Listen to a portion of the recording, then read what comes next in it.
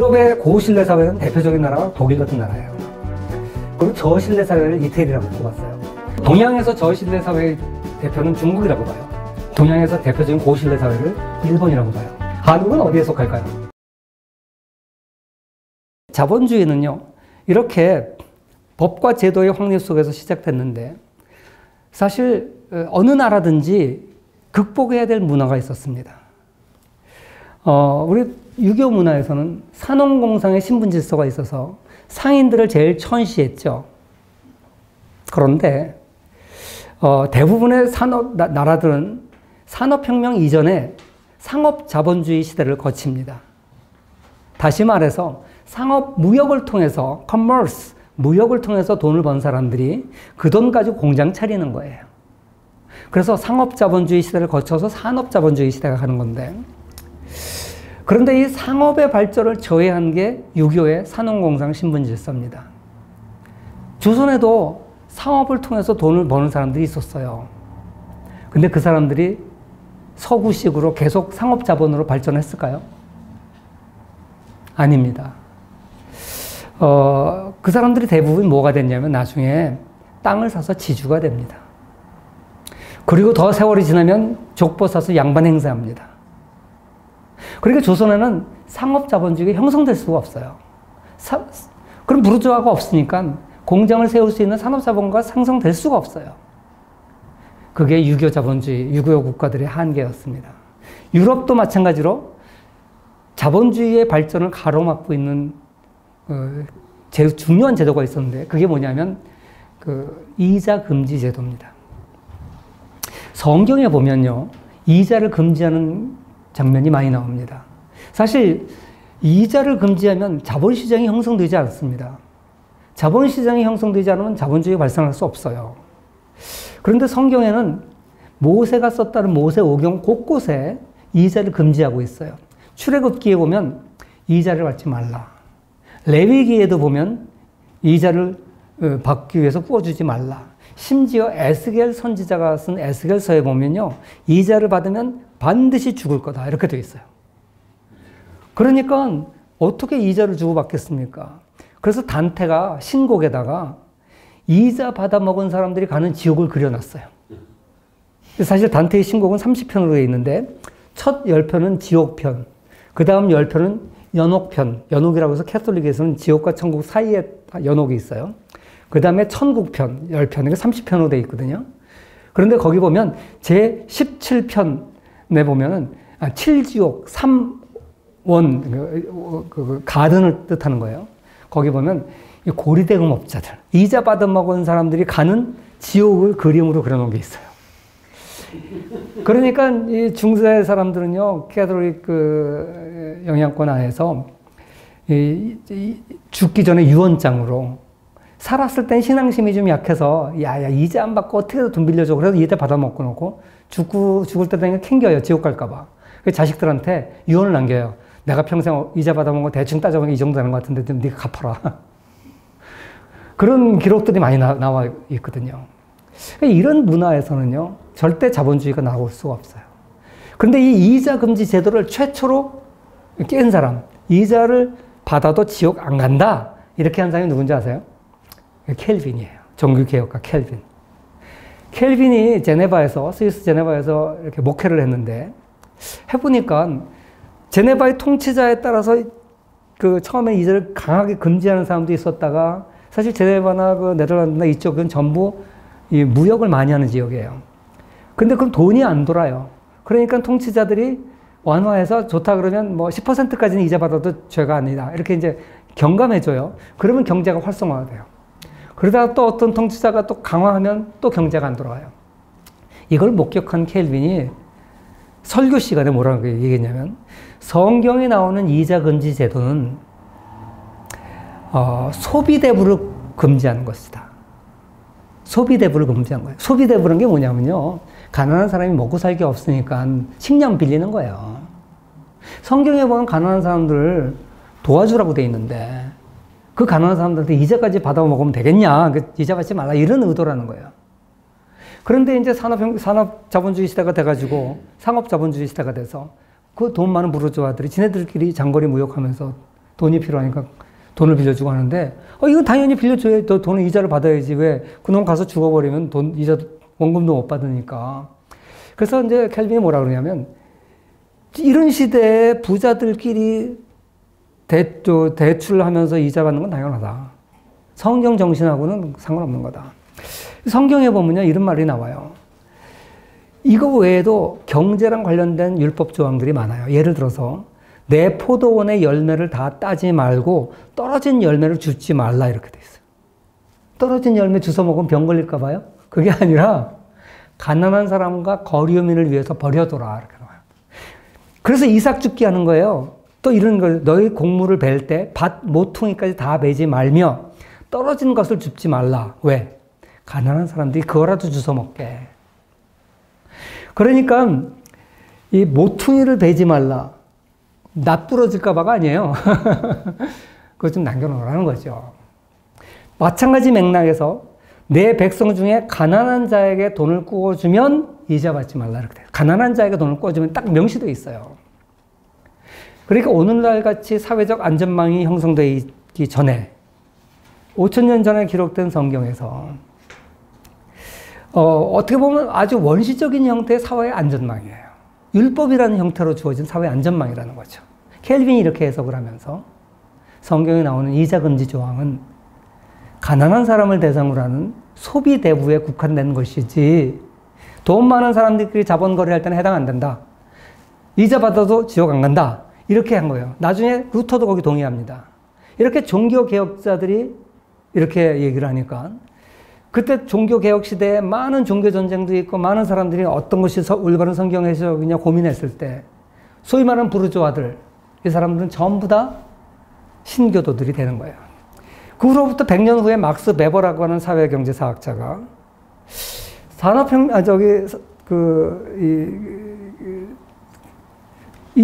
당시에, 종교개혁 당시에 그 부르주아들의 종교 구성을 연구해 보니까 압도적으로 신교도들이 많아요. 그리고 이후 250년 동안 각국의 경제 성장률을 비교해 보니까 압도적으로 신교 국가들의 경제 성장률이 빨라요. 신교 국가라 하면 독일, 스위스, 영국, 미국 이런 나라들이잖아요. 국교 국가라 하면 프랑스, 스페인 이런 나라들이에요. 이 두 가지 사실을 막스 베버가 목격을 하고 쓴 책이 바로 프로테스탄티즘의 윤리와 자본주의 정신이라는 책입니다. 오늘날 자본주의 정신은 이 종교개혁가들이 성경을 재해석해서 자본주의적 발전을 가로막고 있었던 문화적 장벽을 해체시켰기 때문에 가능했다. 이런 얘기가 되는 거죠. 그러니까 서구의 자본주의 발전은요, 단순한 경제 성장에서 그치는 것이 아니라 이런 문화적 선택이었습니다. 그 문화 가운데서도 가장 중요한 것이 종교라고 하는 문화적 측면이죠. 세 번째는 신뢰에 대한 얘기입니다. 프란시스 후쿠야마라고 하는 일본인 3세 미국 교수가 그 역사의 종말이라는 책을 써서 유명해졌는데요. 그 사람이 그 전에 썼던 책이 트러스트라는 책입니다. 신뢰라고 하는 책인데 이 사람은 신뢰를 사회적 자산이라 그랬습니다. 그리고 고신뢰 사회일수록 자본주의가 발전하기 쉽다. 그렇게 설명을 했습니다. 그러면서 유럽의 고신뢰 사회는 대표적인 나라가 독일 같은 나라예요. 그리고 저신뢰 사회를 이태리라고 꼽았어요. 고신뢰 사회와 저신뢰 사회의 특징은 뭐냐면 고신뢰 사회라는 것은 자기 혈연을 넘어서까지도 서로 믿을 수 있는 사회. 저신뢰 사회는 지 피부치가 아니면 못 믿는 사회. 사실 마피아들 보면 자기 혈연 아니면 안 믿어요. 여러분 갓파더 1편 보셨습니까? 자기 사위도 못 믿어서 내보내죠. 회의할 때 자기 아들들만 데리고 회의를 해요. 그리고 동양에서 저신뢰 사회의 대표는 중국이라고 봐요. 화교들이 대기업들이 별로 없어요. 왜? 다 혈연으로 연결되기 때문에. 반면에 동양에서 대표적인 고신뢰 사회를 일본이라고 봐요. 그 독일, 일본 등 고신뢰 사회의 특징은 대기업이 발달되어 있어요. 그리고 저신뢰 사회의 특징은 대기업이 발달이 늦었어요. 한국은 어디에 속할까요? 한국 대기업 많잖아요. 한국은 후쿠야마의 그 표현에 의하면 저신뢰 사회에 속합니다. 그럼 한국에 왜 대기업이 많냐? 한국의 대기업은 많지만 어떻게 보면 다 혈연으로 묶여 있죠. 그게 재벌의 특징 아닙니까? 그리고 한국 같은 경우에는 사실 대기업의 숫자는 비율 면에서 굉장히 적습니다. 우리가 잘못 알고 있는 거예요. 대기업이 많다는 것은 잘못된 편견입니다. 아무튼 이 신뢰라고 하는 것이 자본주의가 도래하게 되는데 굉장히 중요한 역할을 합니다. 그 얘기를 하기 위해서 제가 이번에는 네덜란드에 대해서 얘기를 하겠습니다. 역사를 보면 중세 지중해 시대의 패자는 베네치아였다면 상업자본주의 시대의 패자는 스페인, 포르투갈이 신대륙을 점령하면서 약 한동안 잠시 패권 국가의 역할을 했지만 17세기는 네덜란드가 세계적인 패권 국가가 됩니다. 여러분 네덜란드 그럼 떠오르는 게 뭡니까? 풍차, 그죠? 그리고 이제 그 크롬펜이라고 하는 나박심, 잘 모르시는 분도 많은데 풍차가 왜 필요하죠? 네덜란드에서 떡방아 찔라고요? 물레방아가 우리는 떠오르는데 풍차가 왜 필요합니까? 그렇죠. 네덜란드의 나라의 이름의 뜻이 뭡니까? 네덜란드. 란드는 랜드입니다. 영어로. 땅이란 뜻이고요. 너덜. 낮다는 뜻이에요. 낮은 땅이란 뜻이에요. 저지대 국가라 그러죠. 국토의 절반 이상이 해수면보다 낮습니다. 스키폴 공원 같은 것도 수면보다 낮아요.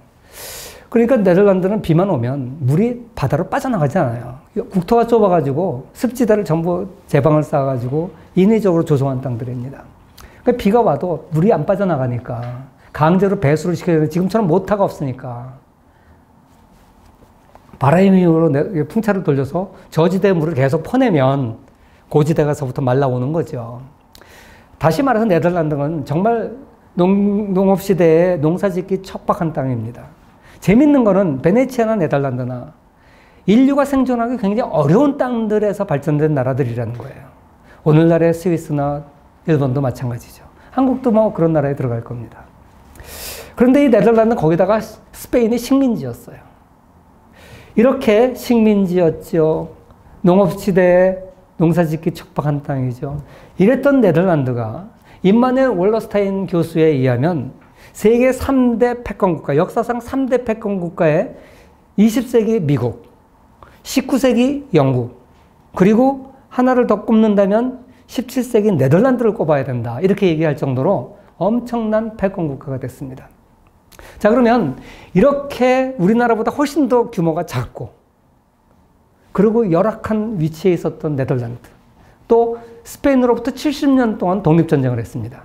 그래서 네덜란드가 어떻게 17세기의 패권국가가 됐느냐, 이 얘기를 하기 위해서 제가 오늘 바렌츠 선장 이야기를 좀 하겠습니다. 바렌츠 선장 얘기를 하려면 북동항로라는 것을 설명을 드려야 되는데요. 이 북동항로는 어떤 항로냐면요, 2009년에 최초로 두 척의 독일 화물선이 우리나라 울산항을 출발해서 북극해를 통해서 로테르담에 도착하는 데 성공했습니다. 그래서 역사상 최초로 북동항로 시대가 열렸다 이래 됐는데요. 이 북동항로 시대는 인도양을 통하고 수에즈 운하를 통하는 기존 항로에 비해서 무려 거리가 7,000km가 짧고요. 그 시간 날짜가 24일에서 14일로 무려 열흘이나 단축되는 정말로 꿈의 항로입니다. 물론 이게 지금은 겨울에는 못 가요. 여름밖에 못 가요. 왜 그런지 아세요? 왜 여태까지 못 가다가 지금 여름이라도 가게 되는 줄 아십니까? 지구 온난화 때문에 빙하가 녹아서. 그래서 갈 수 있어요. 온난화가 나쁜 건데 우리한테는 좋으네요. 우리는 북한에 막혀서 철도로 유럽에 갈 수가 없기 때문에 철도 물리비가 싸거든요. 배 싣고 내리는데 비용이 엄청나게 들어요. 철도가 싼데 우리는 북한 때문에 못 지나가요. 그래서 90% 이상 물류를 배로 가는데, 그런데 이 거리가 짧으니까 우리로서는 유럽 진출하는 데 굉장히 좋은 항로입니다. 그런데 이 북동항로를요, 전 지구상에 2009년에 처음 열렸는데, 이걸 바렌츠 선장은, 네덜란드의 바렌츠 선장은 1560 몇 년이죠? 그 제가 그 자료를 아까 봤는데 1500 몇 년에 이제 이걸 시도를 합니다. 근데 이거를 처음에는요, 아무도 안 해봤으니까 아, 이게 갈 수 있을 것 같다. 그래서 이제 시도를 해요. 근데 막상 가보니까 그러니까 빙하로 꽉 막혀 있는 거예요. 그래가지고 되돌아오려고 그럽니다. 되돌아오는데, 빙하는 움직이잖아요. 자기가 지나온 것도 막혀버린 거예요. 그래서 보니까 빙하에 갇혀버렸어요. 이 사람들이 여름에 출발했기 때문에 겨울날 준비를 안 했거든요. 그래서 18명의 선원이 빙하에 갇혀가지고 겨울을 납니다. 봄이 오면 빙하가 또 움직일 테니까 그때 빠져나오려고. 영하 40도, 이런 혹한 속에서 18명의 선원들이 8개월 동안 갇혀 있었습니다. 그런데 놀라운 게요, 바렌츠 선장은 부하들한테 그 선원들이 이제 출발할 때 이제 모든 배들은 가면 이제 무역을 해야 되니까 갑판 밑에는 엄청나게 많은 화물을 가지고 있거든요. 근데 그 화물이라는 거 지금처럼 무슨 공업용품, 컴퓨터 이런 게 아니잖아요. 전자제품 이런 게 아니잖아요. 다 인간의 생존에 관련되는 것들이에요. 의료라든지 뭐. 그런데 바렌츠 선장은요, 이거 하나도 못 건드리겠습니다. 근데 선원들이 명령을 지켰어요. 18명 가운데요, 8명이 죽었어요. 추위와 굶주림에 싸우느라고. 뭐 생선 잡아먹고, 북극곰 잡아먹고, 그래서 그 털로 가지고 이렇게 옷을 해 입고 그러고 이제 지냈는데, 그렇게 동료들이 죽어가는데도 명령을 지켰어요. 여름이 와서 빙하가 움직였는데 틈이 큰 배는 못 지나가고 거룻배 정도 겨우 지나갈 수 있는 틈이 벌어졌어요. 이 빙하라는 게 또 언제 닫힐지 모르니까 큰 배를 포기하고 그 작은 배를 내려가지고 거기다가 사람과 짐을 싣고 빠져나왔어요. 빠져나와서 러시아 상선에 이제 도움을 얻어서 무사히 암스테르담에 도착했습니다. 오는 과정에 이제 그 바렌츠 선장이 죽었어요. 너무 힘이 들어서. 그래서 이제 바렌츠 선장 그 해상에서 이제 장례식을 치렀는데, 그래서 지금도 북극해 거기 가면 씨 오브 바렌츠라고 하는 배가 있어요. 그게 바렌츠 선장을 장례식 지낸 해예요. 노바야 젬노 섬이라는 큰 섬이 있는데 그 섬 주변입니다. 그래서 이 상인들이 돌아와서, 선원들이 돌아와서 이 화물들, 이걸 전부 고객들한테, 원래 위탁한 화물주들한테 더 돌려줘요. 이를 통해서 네덜란드 선원들은요, 자부심이 생겨요. 우리 네덜란드 상인은 고객과의 신뢰, 고객의 상품을 우리 목숨보다 귀하게 여긴다. 우리는 그 추위와 싸우면서도 이 상품을 손대지 않았다. 이 소문이 쫙 퍼지면서요, 네덜란드 전 상인들은, 아니, 선원들은요, 자기들이 자부심이 돼요. 우리도 바렌츠호다. 여러분, 그때 시대에 요새처럼 무슨 제도가 많이 발전된 것도 아니고 상당 부분 선원들의 양심에 믿는 수밖에 없는 시대입니다. 전 유럽에서 이 소문이 퍼져나가면서 이왕이면 다홍치마라고 장거리 무역을 하려면 네덜란드 배만 찾는 거예요. 그러니까 네덜란드 배의 수요가 폭증을 하고요. 나중에는 이게 수요가 감당이 안 되니까요, 네덜란드 사람들이 직접 배를 짓기 시작해요. 그래가지고 스칸디나비아 반도에 큰 침엽수림을 수입해다가 네덜란드 사람들이 또 이 손재주가 이렇게 좋대요. 이 원래 뭐죠, 이 풍차가 물 퍼내는 거였는데 거기다가 톱을 달아가지고 나무를 자르는 겁니다. 그래가지고 배를 만들기 시작하는데요. 전 유럽의 조선사보다 절반 가격의 배를 생산하는 기술을 또 만들어내요.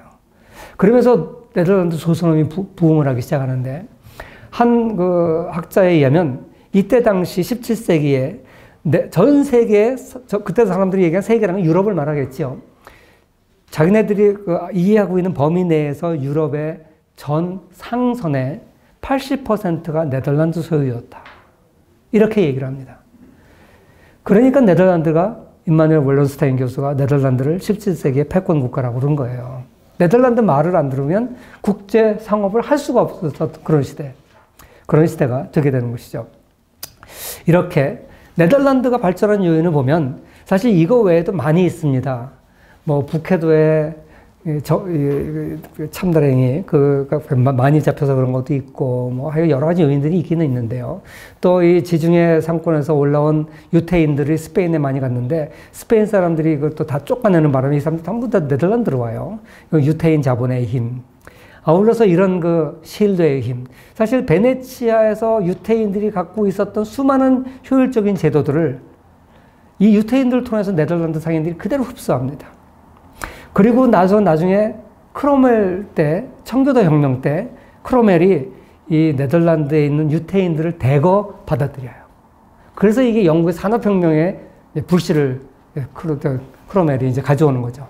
사실 영국 런던에 가면 더 시티라고 하는 디스트릭트가 있어요. 구가 있어요. 그 더 시티라는 구는 지금도 세금을 안 냅니다. 왜? 크로멜이 네덜란드 유태인들을 그때 데리고 와서 집단 거주시킨 곳이 더 시티 디스트릭트인데 그때 크로멜이 세금을 면제시켜서 유태인들한테 지금까지 면세예요.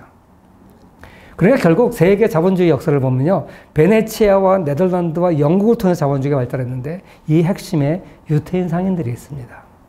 이들이 신뢰를 목숨처럼 여긴 것이고요. 2000년 동안 나라 잃고 떠돌아다니면서 이 사람들이 가지고 있었던 자본은 뭐였냐? 자기들끼리 갖고 있었던 신뢰라는 자산, 사람 자산, 이거 한 가지였거든요. 오늘날 효율적인 제도의 원료는 바로 이런 겁니다.